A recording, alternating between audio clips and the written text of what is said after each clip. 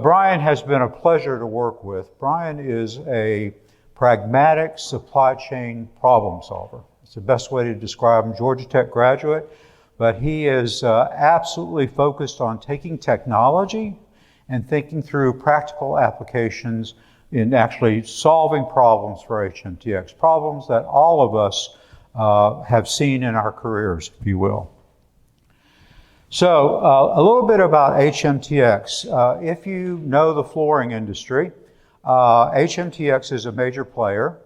And what they're basically doing is they're contracting manufacturing in various parts of the world, primarily China.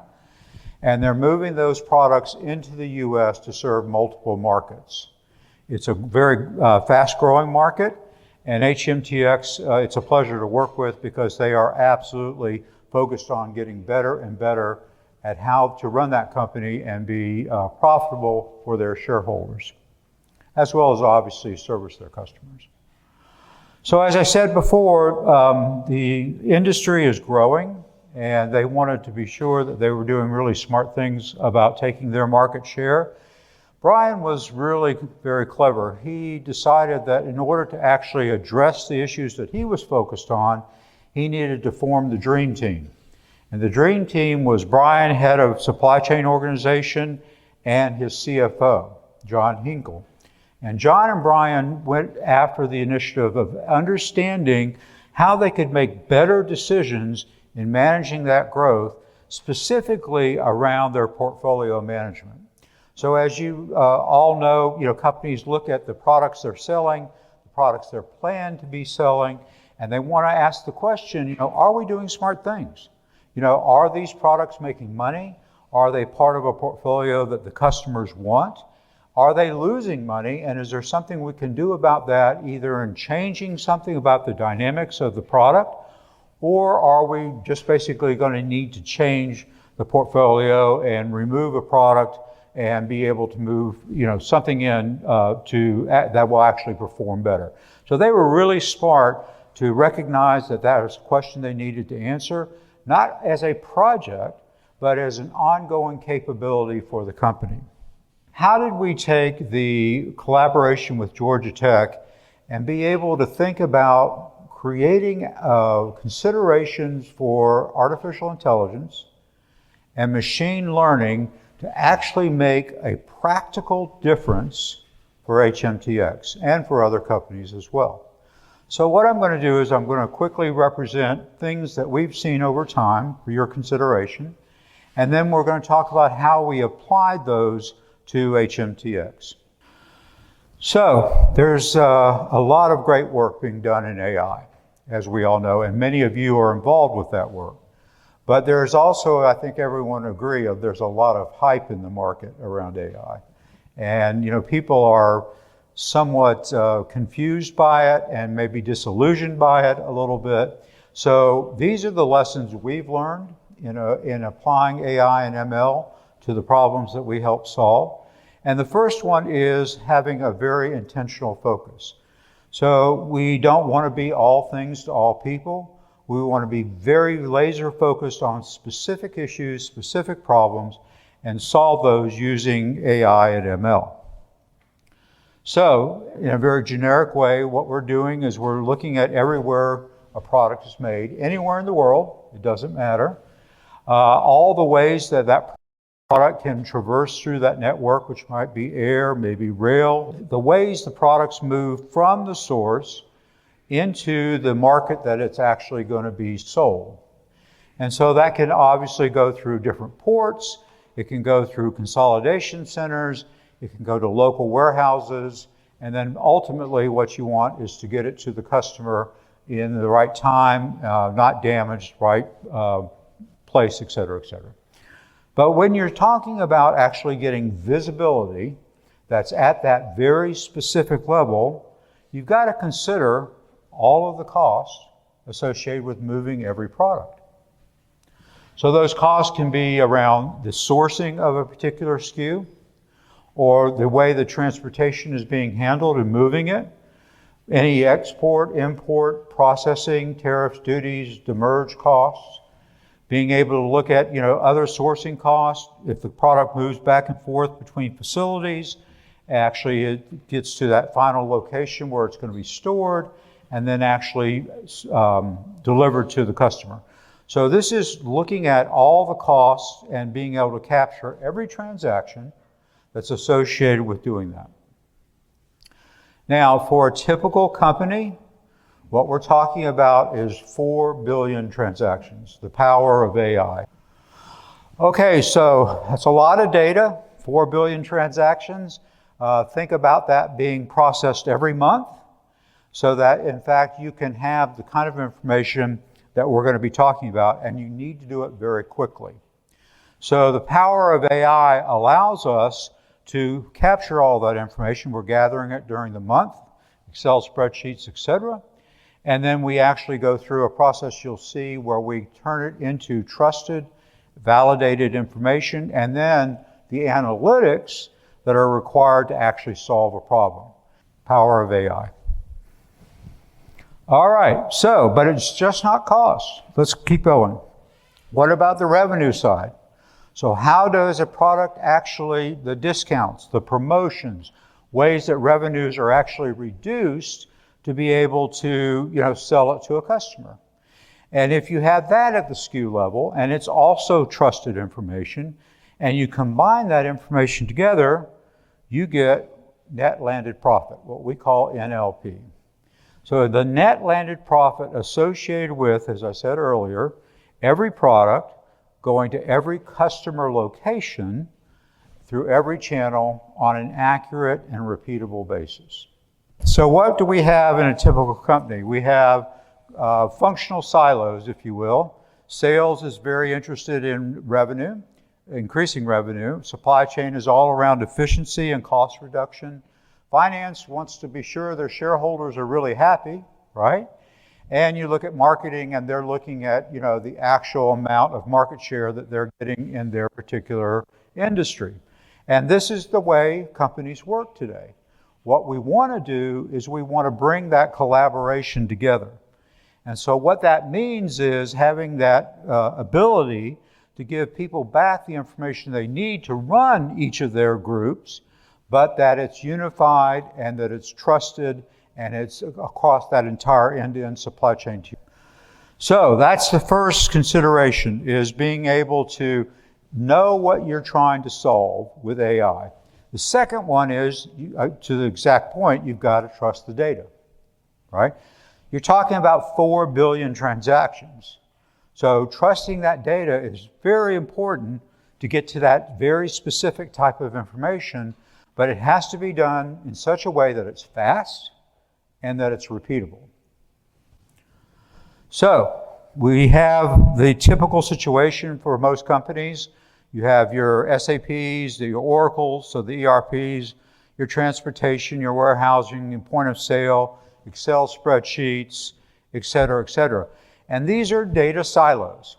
I mean, everyone knows they exist, and they exist in every company. And what you want to be able to do is bring that together, because really, the truth of the matter is, empowerment of AI, the Achilles heel for that is siloed data and siloed functions. And if you can pull that together to get to that trusted, accurate, et cetera, then you have the ability to do something really significant, something really meaningful for the company. So one way that we address that issue is that we actually collect all that data continuously, and we know who we're getting the data from, and then we go through a process of bringing it together to use machine learning to look for patterns in the data, problems, missing data, files that make no sense, et cetera, et cetera. And we republish back summary information every month, not to the users of the system, but to the subject matter experts who know the data. So the transportation person who knows that rail movement, or who knows those truckload movements, et cetera, we publish to them the summary information of what we've seen and make sure they validate that information before we republish. And we do that. We will not republish the analytics until every SME has checked off that the information is right. Okay, so another consideration for AI adoption is being able to give results. Obviously, that's why people want it. They want to be able to do things that they weren't able to do before, and they want to do it very quickly. So let's talk about that. If you're very familiar with a profit and loss statement, typical companies, they're a wonderful tool. They help you really understand the things associated with the overall financial performance of the company. However, if you're familiar with them, do you think that you can get down to the performance of the color of a particular shirt that you're selling through a retailer using a P&L? Todd, can you do that? No. You can't, because the P&L's function is to give an overall performance review of the financials for the company. It's not designed to give you accurate and specific information down to that SKU customer level. So for the purposes of financial reporting, it's wonderful. For the purposes of getting down to actionable strategies to reduce costs, improve profitability, it doesn't work. If you do use it for that, what you're using are allocations. You take all the transportation costs that went from Chicago to Atlanta, and you say, okay, well, our biggest customer is Atlanta, is 50% of our revenue, so we're going to give them 50% of the transportation costs. That's how people do it, and it's not very accurate. What you want to do is, again, as a consideration, is you want to take that information and move it to something that is very meaningful for the organization to make very specific decisions that support the strategies for the company. And we're going to go into more detail on that in a minute. All right, let's move right into how did HMTX take advantage of all this? Intentional focus. Now remember, they're sourcing product in China and other places. They're bringing it in different ways. They're going through different ports. They're paying all the costs associated with that. They're taking it into their consolidation centers. They're doing value-added services to the products. They're servicing multiple markets with those products. And they're finally, obviously reporting back to their shareholders exactly how well it's working. But as I mentioned before, that world is changing. The industry is growing, and the question is, are we doing smart things as we're offering these products, or could we do things smarter to be able to think about our portfolio? Primary question. So, this looks like a P&L to you, I would imagine, and it is designed to look like one. But what is different about it, to the question you raised earlier, every line item of cost that you see here, right, is defined by the customer. It's not cookie cutter. So they say, HMTX said, we want to be able to understand the breakdown on COGS, the cost of goods, and these are the elements that are really important to us. We want to be able to understand factory discounts, which is a part of the industry, tariffs, license fees, you can see the line items. These are line items that we want to get specific visibility to. And these are the discounts that we give our customers in order to sell our products. Now, if this is another company, these line items may be completely different. It doesn't matter. It's what is important to them. But what you want is the ability to have that and then be able to, using AI, filter that around, I want to look at the Southeast region. I want to look at only one company, one customer, et cetera, et cetera. But what is really important and always eye-opening for every customer is look at, you got a standard profit margin, all right? That's the margin that they have operated under. Our standard margin, which is usually the cost of goods, possibly other costs, looking at their net revenue, and it comes up with, here's the margin that we're declaring to our shareholders. That's a great start. But when you get down to this guy, net landed margin, it's not unusual for that to be significantly lower than their standard margin. Significantly. And you're going to be surprised for HMTX what they discovered. But that is not unusual. HMTX is very typical as far as the results go. All right, so there you go. Imagine walking into your boardroom and saying, you know what? We have a new tool that's allowing us not to allocate costs, but actually define the actual cost for every item and the impact that it has on our true net landed profit margin versus what you're usually seeing on our standard margin is 9.64%. For a $700 million company. Can you see that scenario? And the kinds of conversations that would drive? It's fascinating. The power of AI and ML. And since Brian can't be here with us today, we asked him to comment, and you'll see his comments throughout, on what they are thinking at HMTX with regard to that type of capability. So repeatable data integrity. So now we've got all those products moving from China. They're going into different ways to service their different channels. How did they actually think about data integrity? And so just as I mentioned before, the way that their particular data is coming to us and the way it needs to be validated and unified and then ultimately verified for their SMEs allows them to be able to have Brian say this. So what were the results? This is where it gets kind of fun. So what are the things that I can learn that I didn't know before?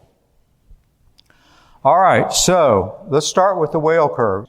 So here we go, basically, if you look at it, here is the amount of profit that I'm making over the course of my multiple products.